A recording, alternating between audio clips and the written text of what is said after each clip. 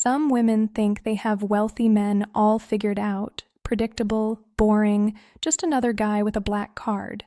Delaney Ross believed exactly that until one Thursday night when the man sitting behind her decided to prove her completely wrong. What started as a laugh with her best friend turned into a game she never saw coming, and the stakes, higher than she ever imagined. If you enjoy stories where confidence meets its match, hit that like button and tell us where you're watching from in the comments. Let's dive into today's chapter. Delaney Ross had a rule about Thursdays. Wine with Emma at Marcello's on the Upper East Side, no exceptions. The dim lighting, the perfect Barolo, the corner booth that felt like their own private world. It was sacred. That particular Thursday, she was laughing so hard she had to set down her glass. "I'm serious, Em." He spent 20 minutes talking about his yacht's custom sound system. A yacht I'll never see, by the way. Delaney shook her head, still grinning. Wealthy men are all the same. They think money equals personality. They bore me to death. Emma leaned in, eyes sparkling with mischief. "So you're saying you'd never date a rich guy?" "Not if he's like every other one I've met. They just don't know how to be real." Delaney took another sip of wine, completely unaware of the man seated at the table directly behind her. Grant Ashford had been reviewing contracts on his tablet when her voice cut through his concentration. He'd heard plenty of opinions about men like him. Most didn't bother him. But something about her tone, that mix of certainty and amusement, made him smile. He stood up, adjusted his watch, and walked the few steps to their booth. "Excuse me," he said, his voice low and easy. Delaney looked up, slightly annoyed at the interruption. Then she actually saw him. Tall, dark hair with just enough disorder to suggest he didn't try too hard, a jawline that belonged in magazines, and eyes that seemed genuinely entertained rather than offended. "Yes?" she asked, her tone still carrying that edge of skepticism. Grant slid his hands into his pockets, completely relaxed. "I couldn't help overhearing your theory about wealthy men. Interesting take. Want to test it with me?" Emma's eyebrows shot up. Delaney blinked, caught off guard by his directness. "Excuse me," Delaney said, though a smile was already tugging at her lips. "You seem pretty confident in your assessment. I'm saying maybe you haven't met the right one yet." His smile widened, not cocky, just, "Sure. I promise I'm not boring." There was a beat of silence. Delaney felt something flicker in her chest, a mix of irritation and intrigue she hadn't expected. "That's a bold claim," she said, meeting his gaze directly. "I don't make claims I can't back up." The air between them shifted, charged with something neither had planned for. Emma was practically vibrating with excitement beside her, but Delaney kept her expression neutral. "And you are?" Delaney asked. "Grant." He extended his hand. When she took it, his grip was firm, warm. He held on just a second longer than necessary. "And you're Delaney. I've heard you order here before." She pulled her hand back, curious now despite herself. "You come here often?" "Not until recently," he said, that slight smile never leaving his face. "But I think I might start making it a Thursday tradition." Delaney told herself she wouldn't think about him. 3 days had passed since that Thursday at Marcello's, and Grant Ashford had occupied far too much space in her mind for a man she'd barely spoken to. But Thursday came again, as it always did.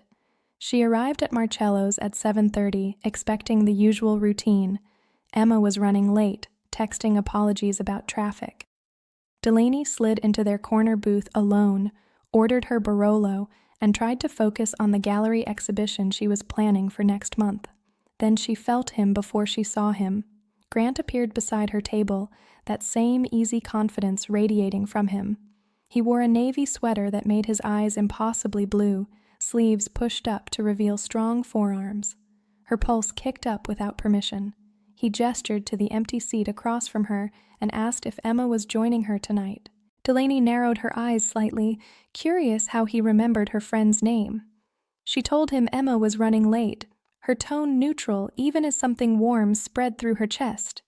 Grant asked if he could keep her company until Emma arrived, promising to disappear the moment her friend showed up. The way he said it, casual but attentive, made it hard to refuse. She found herself nodding. He sat down, and suddenly the booth felt smaller. The scent of his cologne reached her, something subtle with cedar and spice. She noticed details she'd missed before. The small scar above his left eyebrow, the way his mouth curved slightly higher on one side when he smiled. He asked about her week, and she found herself actually answering. She told him about the gallery where she worked, how she was curating a new exhibition featuring emerging artists. When she talked about art, her whole face changed, lit up with genuine passion. Grant listened in a way that felt rare. He asked real questions, not the surface-level ones most people defaulted to. He wanted to know what drew her to certain pieces, what made a good curator versus a great one. She asked what he did, testing whether her theory about boring, wealthy men would hold. He told her he worked in development, keeping it vague. Something about acquiring properties and reimagining spaces. The way he described it made it sound almost creative, and she found herself leaning forward without realizing it. Their knees brushed under the table. Neither moved away. Emma texted that she couldn't make it after all, apologizing profusely. Delaney stared at her phone, then at Grant, who was watching her with barely concealed amusement. He suggested they could call it a night, or she could let him buy her dinner and continue proving her wrong about men like him. Delaney felt herself smile despite her better judgment. She told him he had one dinner to make his case. He signaled the waiter with the kind of subtle gesture that came from being in places like this often. When he turned back to her, his eyes held something that made her skin warm. He promised her she wouldn't regret it. As the evening unfolded, Delaney realized she was in trouble. The good kind. 2 weeks turned into a rhythm Delaney hadn't planned for. Thursday dinners became Tuesday lunches. Coffee on Saturday mornings appeared without discussion. Grant had a way of showing up exactly when she least expected it, and somehow she stopped minding. They were walking through Central Park on a Sunday afternoon when everything shifted.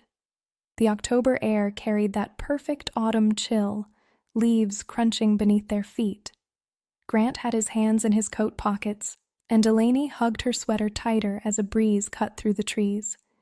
Without a word, he shrugged off his jacket and draped it over her shoulders.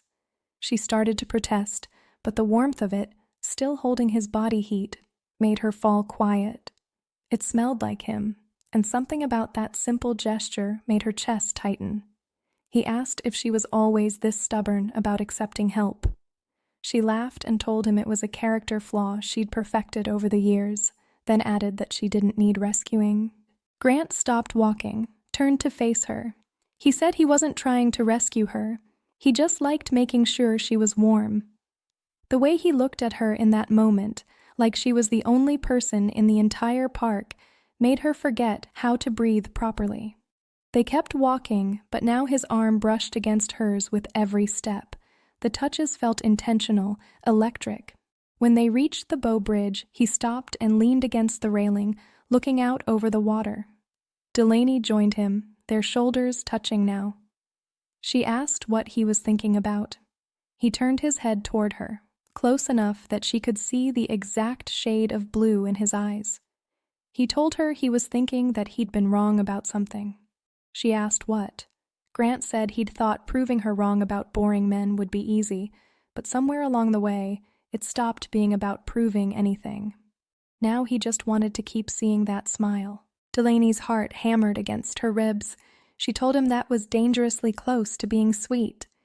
He smiled and asked if that was a problem.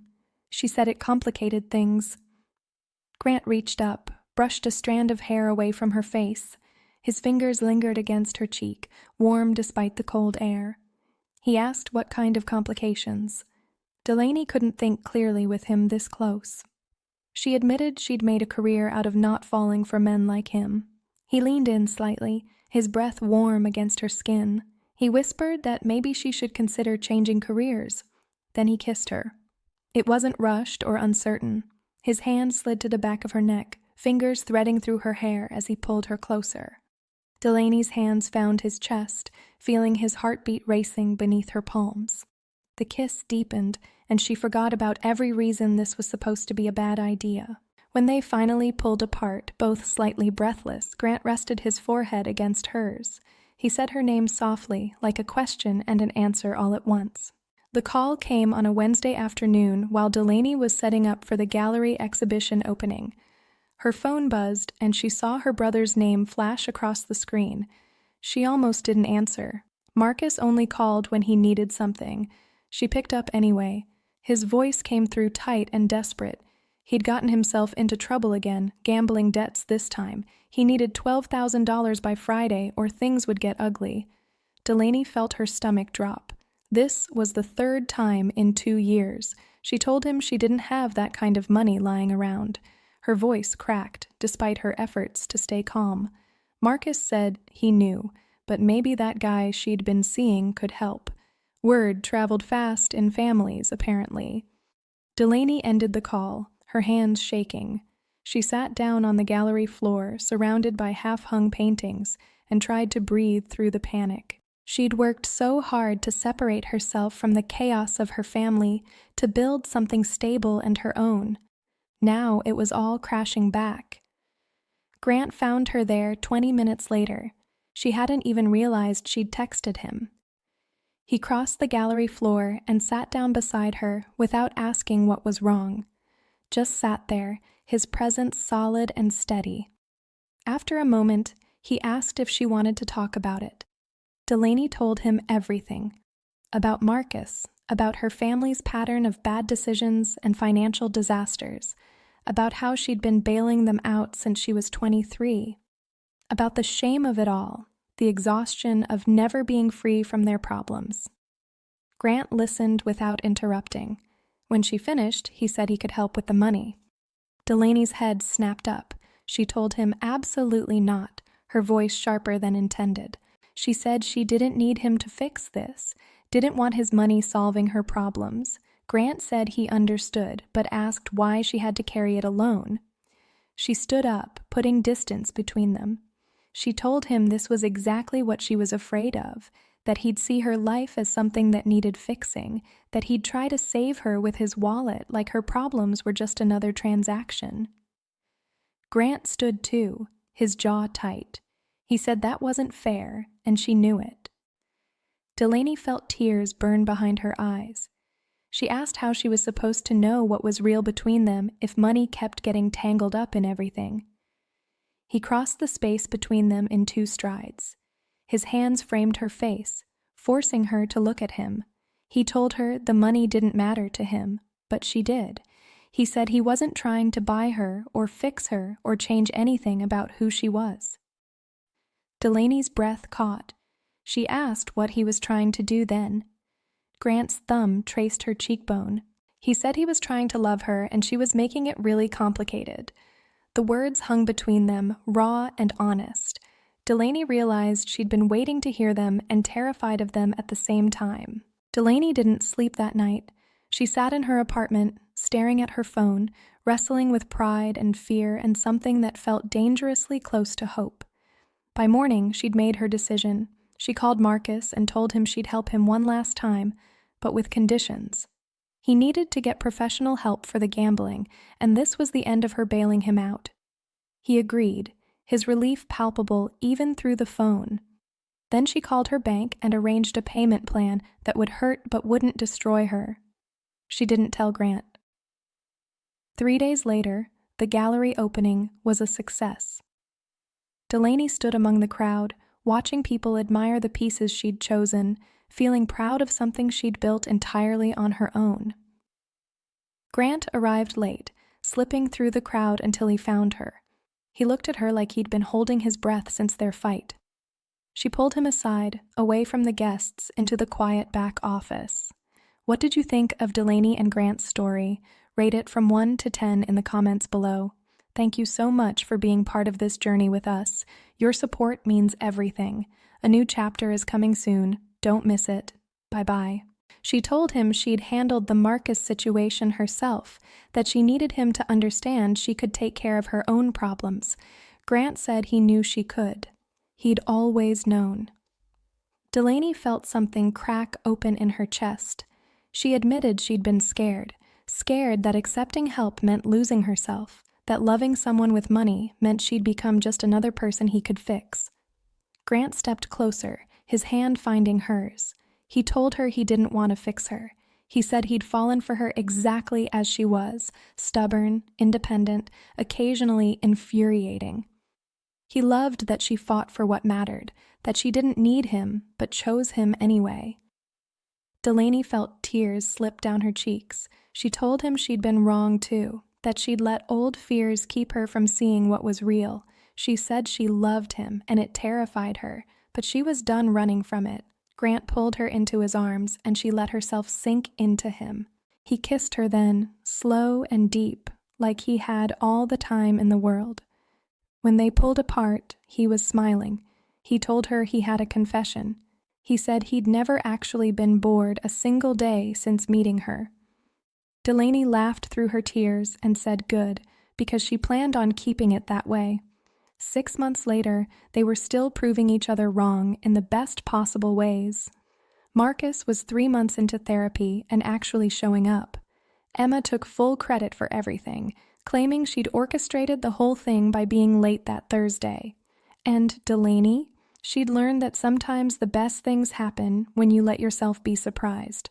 What did you think of Delaney and Grant's story? Rate it from 1 to 10 in the comments below. Thank you so much for being part of this journey with us. Your support means everything. A new chapter is coming soon. Don't miss it. Bye-bye.